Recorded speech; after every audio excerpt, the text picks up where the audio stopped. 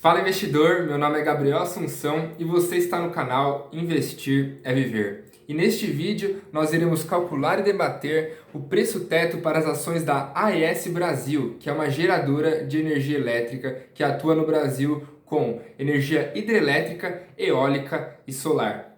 A AES Brasil é negociada em bolsa pelo código de negociação AES-B3 e só possui ações ordinárias, estando listada no novo mercado. Anteriormente, essa mesma empresa se chamava AES Tietê e tinha seus códigos de negociação TIET3, TIET4 e TIET11, tendo então ações preferenciais, ordinárias e units. Isso é importante porque a gente vai debater lá na frente um pouco sobre essas transições societárias, esses eventos societários, e isso vai fazer diferença no cálculo do preço teto. Outra coisa bastante importante também, quando a gente for falar de dividendos, é que a AES Brasil ela é controlada pela AES Corporation, que é uma empresa que abriu capital lá nos Estados Unidos por volta do ano de 1991 e atua com energias renováveis tanto nos Estados Unidos, no Brasil e globalmente também. Então isso é bastante importante porque ela sendo controladora da AES Brasil tem um impacto nos dividendos da empresa. Falando um pouco sobre o setor específico de energia elétrica, como eu disse no vídeo do Banco do Brasil, o setor elétrico e o setor de energia elétrica são os campeões quando a gente está falando de dividendos, porque eles têm uma alta perenidade e uma boa geração de dividendos que se torna uma boa renda passiva para os acionistas dessas empresas. Mas entrando dentro do setor elétrico, é importante a gente entender que ele tem três subsetores: o setor de geração, transmissão e distribuição. O melhor desses setores no quesito perenidade é o setor de transmissão. Isso porque as empresas de transmissão, elas recebem a sua receita baseada na disponibilidade de suas linhas, ou seja, entre aspas, aconteça o que acontecer, as suas linhas estando disponíveis, ela tem aquela receita. E essa receita dessas transmissoras é conhecida como RAP, Receita Anual Permitida. Isso talvez vai ficar mais interessante quando a gente for falar da Taesa ou da Transmissão Paulista, que é a ISA-CETEP. Outra coisa importante, as geradoras de energia, elas ganham dinheiro quando elas fazem a venda da energia. Então, se ela não conseguir gerar energia, ela acaba não tendo aquela receita. E outra coisa também bastante relevante quando a gente trata de geradoras é que elas funcionam como contratos de venda futura de energia. Porque não é você produzir energia e jogar no sistema, precisa de um comprador para essa energia. Então, as empresas fazem contratos futuros para comprar essa energia e a AES Brasil, ela pensa, quanto de energia eu vou conseguir ofertar no mercado no mês tal do ano tal. E aí ela faz contratos de venda. Então, o que é importante? A AES Brasil ela tem uma capacidade instalada de geração de energia, mas ela acaba vendendo um pouco menos. Por quê? Porque ela não sabe se ela vai conseguir gerar toda a energia que ela é capaz de produzir. Isso, por exemplo, nas hidrelétricas, você não sabe se o regime hidrológico vai favorecer a geração de energia elétrica. Então, você tem que vender um pouco menos. E imagina que a empresa vendeu energia elétrica e não conseguiu gerar. Quando isso acontece, ela precisa comprar no mercado energia elétrica para conseguir honrar seus contratos. E isso é uma coisa que acaba reduzindo o resultado da empresa, porque ela acaba pagando um pouco mais por isso. E isso, resumidamente, acaba fazendo com que as empresas de energia renovável ativem as termoelétricas que vão suprir essa demanda por energia que não foi conseguida ser gerada por meios hidrelétricos, eólicos ou solares. Bom, vamos começar a análise do preço teto da AES Brasil. Um ponto interessante que eu queria trazer vamos dar uma olhada no fundamentos. Se a gente olhar os fundamentos aqui, parece que é uma empresa toda cagada, né? O que eu quero dizer com isso? Talvez usar os sites que são ferramentas gratuitas de base de dados, às vezes eles podem nos trazer erros de análise, porque esses indicadores fundamentalistas, eles são calculados de acordo com determinados dados, mas talvez esses dados não sejam os mais interessantes para uma análise profunda sobre a empresa. A gente vê que esse 1,7% talvez não seja o mais adequado valor de dividend yield para a gente pensar para a empresa, mesmo que ele tenha de fato ocorrido.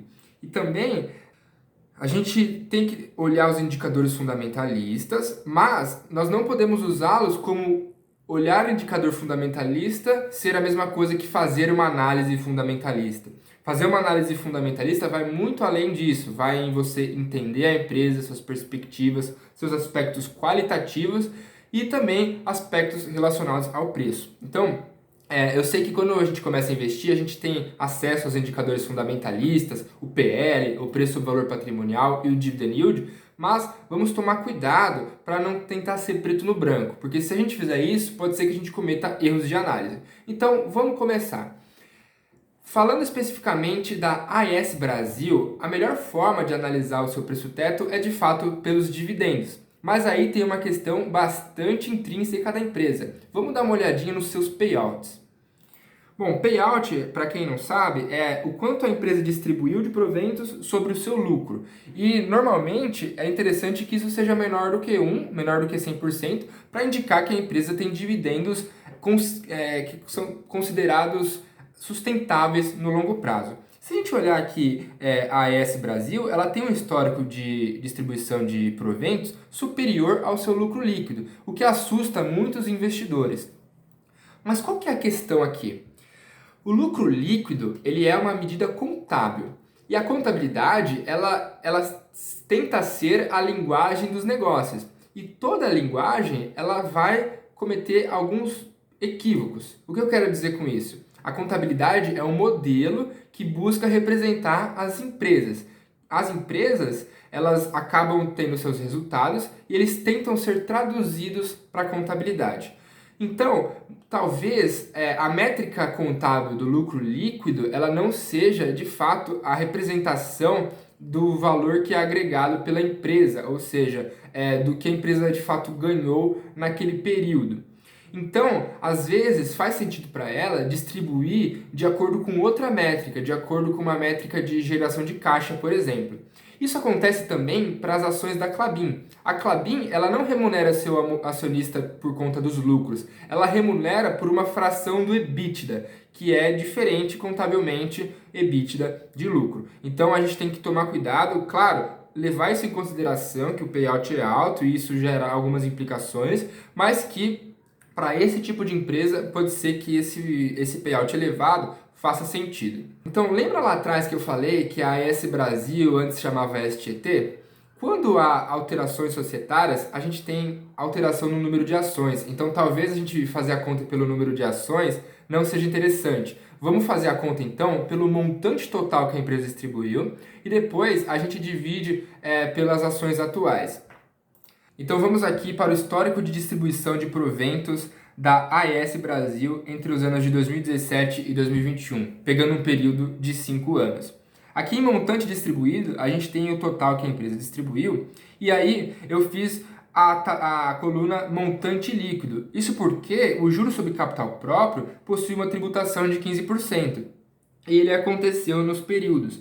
Então, a gente vai acabar reduzindo um pouco o montante distribuído para o montante líquido, que é o que de fato caiu na conta dos acionistas. Então, a gente observa que em 2017 foi um montante de 330 milhões, depois 330 milhões, 340 milhões, 325 milhões e 92,15 milhões em 2021. A gente observou uma forte queda em 2021, isso por conta daqueles fatores que a gente disse anteriormente. A empresa AES Brasil ela é forte dependente da energia hidrelétrica, por exemplo. Então, se o regime hidrológico nos traz uma crise hídrica, isso afeta a empresa. E é por isso que mais para frente eu vou mostrar o interesse da empresa em tirar um pouco a sua dependência hídrica e aumentar as suas quantidades de geração de energia eólica e solar.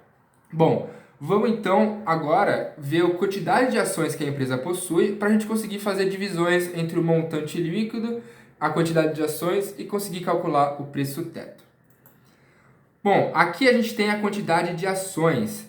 O controlador AES Holding Brasil e AES Holding Brasil 2, ele é isso aqui uma subsidiária da AES Corporation, como eu citei anteriormente. E o total de ações é de 492.106.495. Então a gente consegue fazer contas aqui sobre o preço teto da empresa. A gente pega o montante líquido e divide pela quantidade de ações. A gente chega nos proventos líquidos por ação, que em 2017 foi de 67 centavos, depois 67 centavos, 69, 66 e 19 no ano de 2021. Para o preço teto basinho de 6%, a gente multiplica esse valor por 16,67 e a gente vai chegar nessa coluna aqui da direita, onde os preços tetos estão na casa de R$11. Veja que em 2021, se a gente calcular um preço teto, seria de R$3,12. Será que eu preciso me limitar a pagar R$3,12 pela empresa? Não, né? Estaria praticamente de graça.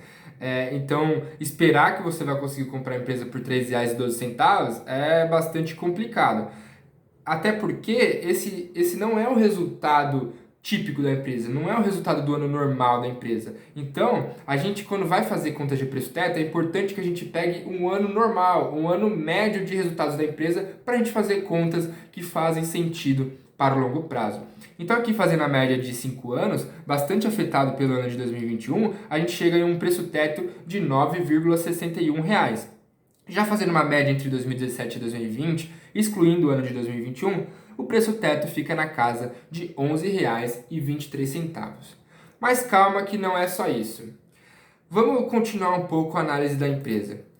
Deixa eu só mostrar aqui, antes de continuar, a questão que eu disse sobre a dependência da empresa da energia hidrelétrica. Vê aqui o atual, como a gente tem uma forte dependência hidrelétrica e a companhia está expandindo principalmente em energia eólica para ficar com uma proporção de 44% em energia eólica, 45% em energia hidrelétrica e 11% em energia solar através do seu plano de expansão.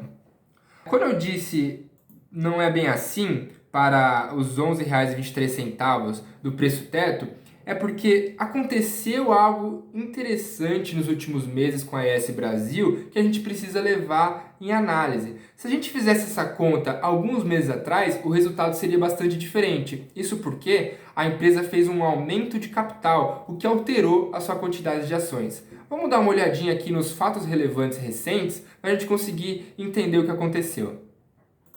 Bom, aqui em 13 de setembro de 2021, a companhia disse, abre aspas, a AES Brasil possui um vasto histórico na operação de ativos geradores de energia renovável e conta com um portfólio de ativos com uma capacidade instalada total de 4,4 gigawatts, que estão divididos principalmente em hídrico, seguido de eólico e depois solar.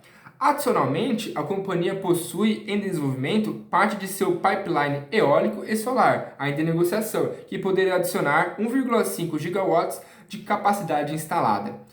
E aí a empresa continua, ela diz, com uma estratégia focada no crescimento e diversificação do portfólio por meio de desenvolvimento de projetos de fontes complementares à hídrica, ou seja, a empresa está demonstrando o seu incômodo em ser muito dependente da energia hidrelétrica, porque isso faz com que seus resultados sejam menos previsíveis.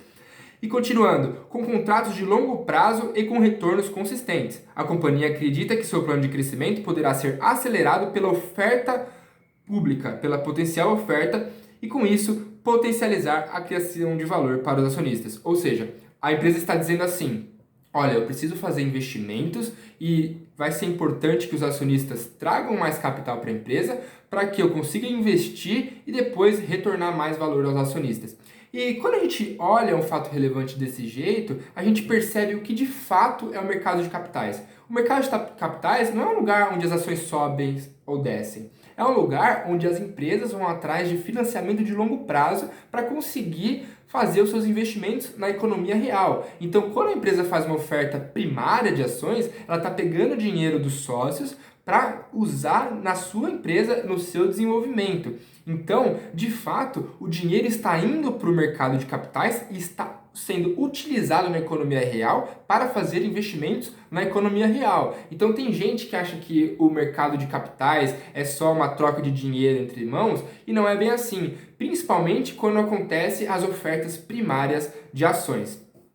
Então vamos continuar para o próximo fato relevante de 17 de setembro de 2021.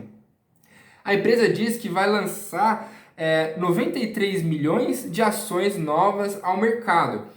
E que também o BNDES Participações vai fazer uma venda secundária, ou seja, vão ser criadas 93 milhões de ações e o BNDES Participações vai vender sua participação com aproximadamente 40 milhões de ações.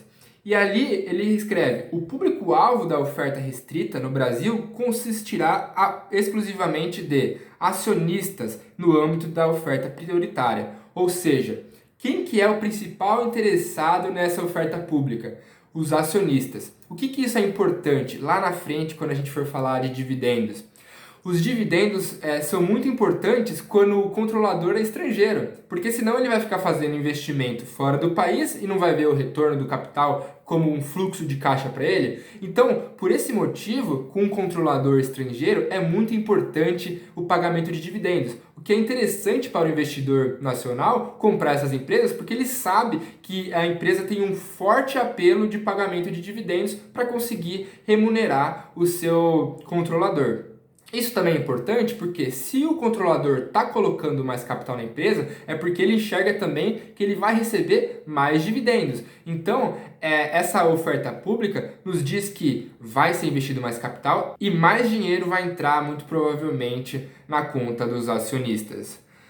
Isso aqui foi o fato relevante de 17 de setembro. E aí, no dia 28 de setembro, eles precificam essa oferta. Eles dizem: vamos cobrar R$12 por cada ação, nesse total de 93 milhões de ações, o que representa um aumento de capital de 1.116 milhões de reais. Bastante relevante para a empresa. Se a empresa ela tinha mais ou menos 399, se eu não me engano, milhões de ações e ela aumenta 93 milhões de ações, a gente tem aí um grande aumento do número de ações que vai influenciar nos investimentos da companhia. Então, com esse aumento, a empresa passa a ter seu capital distribuído em 492.106.520 ações ordinárias.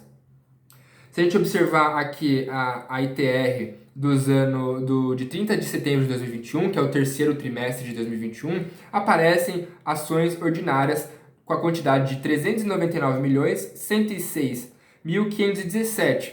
Então, houve sim uma diluição do acionista que estava antes, mas também entrou capital para que esse capital seja investido. Então, talvez seja interessante a gente calcular o preço teto com a quantidade de ações anterior. Por quê? Porque esse capital que acabou de entrar na empresa, ele ainda não começou a dar os seus resultados e ainda não começou a gerar dividendos. Então, a gente estaria calculando um valor atual de ações, mas com capital anterior. Então, vamos fazer o capital anterior, né? Porque esse dinheiro de 1 bilhão de reais ainda não está gerando retorno, e com a quantidade de ações anterior, e a gente vai chegar em outro valor de preço teto um pouquinho superior. Então vamos lá. Aqui a gente tem o montante líquido e a quantidade de ações pré-oferta pública. Com isso, os proventos variam ali em volta de 83 centavos. Se a gente colocar a média dos últimos 5 anos, incluindo 2021, a gente vai chegar em R$ 11,85. Já se a gente colocar uma média de 2017 a 2020, a gente chega em um valor de R$ 13,85. Então vamos ver quais são as conclusões que a gente consegue tirar disso para tentar definir um preço teto. E é muito importante dizer novamente que o preço teto ele não é algo determinado para todo mundo. Cada pessoa vai ver o que se sente mais confortável e o que para ela faz mais sentido ter definido como preço teto. Se a gente observar o cenário mais otimista de acordo com as nossas contas, seria calcular com a quantidade de ações anterior e excluindo 2021 por conta do dividendo inferior. E com isso a gente chegaria a um preço teto na ordem de R$ 13,85. Já se a gente calcular com 2021 incluso, ficaria por volta de R$ 12. E também, se a gente voltar lá para a quantidade de ações atual, algo em torno de R$ 11,50. Então, que valor a gente poderia colocar de preço teto para a AES Brasil? Eu vejo dois valores. R$14 e R$12. R$14 seria aquele investidor que está um pouco mais certo das suas análises, que está um pouco mais otimista com a empresa e que ele aceita pagar até R$14. Por outro lado, um investidor que está um pouco mais conservador ou que não tem tanta certeza de suas análises coloca uma margem de segurança e compra por R$ 12, que também faz bastante sentido do ponto de vista de dividendos. Ou seja, pagar mais que R$ 14 pode ser problema, pagar entre 12 e 14 muito bom, e pagar menos do que R$ 12 pode ser muito interessante para o investidor que busca os seus dividendos. Uma coisa que eu esqueci de falar, pessoal, é que se o controlador ele pagou R$ 12 pelas ações quando teve a oferta pública, isso quer dizer que naquele preço ele considera a empresa um bom investimento. Então, se a gente compra abaixo do que ele pagou, quando ele considerava a empresa um bom investimento, a gente está fazendo provavelmente um excelente negócio, porque a gente está comprando mais barato do que o próprio controlador fez quando ele já acreditava que aquele valor era interessante para que o seu capital fosse bem remunerado. É isso aí, pessoal. Eu espero ter contribuído para a sua jornada de investidor. Um forte abraço e bons aportes.